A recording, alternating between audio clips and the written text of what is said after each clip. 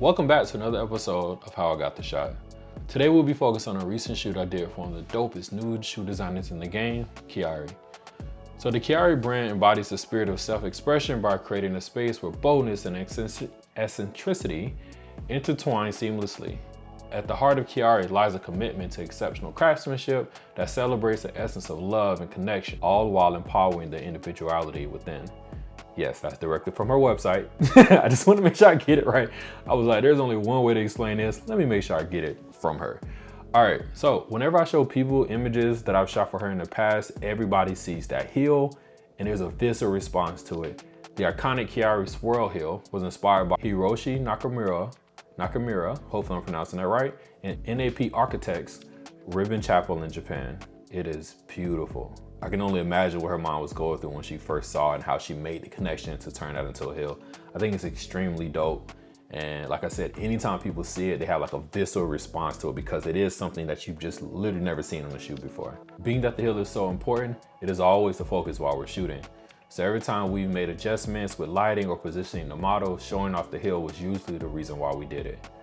All right, so as far as setup, my setup changed a bit as we were shooting, but we started with the 5-foot octabox attached to a Profoto D1 as my key light, paired that with a 6-foot by 1-foot Profoto strip box attached to another D1. The strip box worked as my field light instead of me using a reflector. My go-to camera is a Canon R5, and I switched between using the 24-70 and the 100mm macro. I shot tethered into Capture One using cords from Tether Tools, and I have no clue what brand will make the monitors that we use in my studio. No clue at all, but it works. It gets the job done.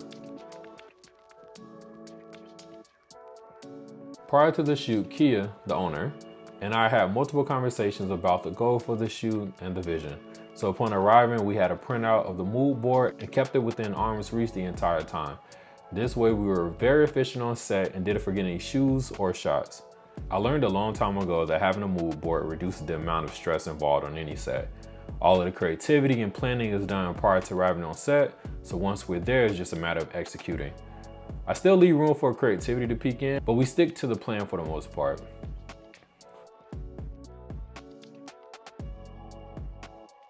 As we were shooting, I kept my angles extremely low so that the shoe looked more pronounced. Again, I wanted to emphasize the heel. It has to stand out in every shot.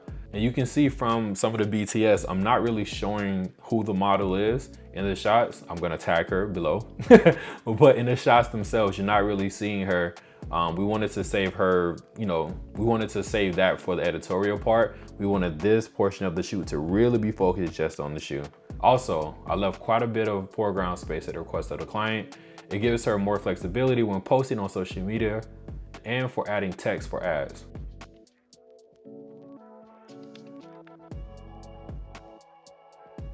When we transitioned over to Capture One, you can see there weren't a lot of major changes from when the shot came into the computer and when I created 16-bit TIFF files. Most of my changes were minor. I would add a grading here and there to boost up the shadows or adjust the exposure. For the most part, the shots were done correctly in camera, which is a goal that most of us aim for. In Photoshop, the approach was simple: even out the skin tone, polish a few rough areas, and increase the contrast as needed. Oh, and let's not forget the tape. So when shooting luxury shoes, or really any shoe, the client will want to preserve the soles of the shoe. The way of doing that is by applying a film or piece of special tape, and it means for the photographer or the retoucher that you have to remove that tape. Now, it is something that we talked about ahead of time, so I wasn't surprised by it, but it is time consuming. It's very time consuming. Overall, this was one of the easiest shoots that I do. My main focus is a beautiful inanimate object. It doesn't need hair, it doesn't need makeup, it doesn't need wardrobe, it just needs to sit. The client was extremely happy, and in the end, that's my job as a commercial photographer. If you made it this far, you're a real one, and I appreciate you.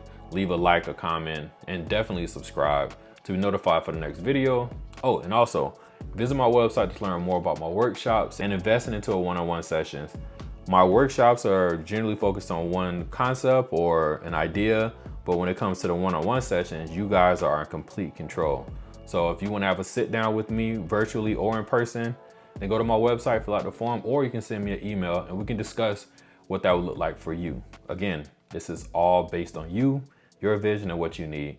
So until next time, keep creating for yourself.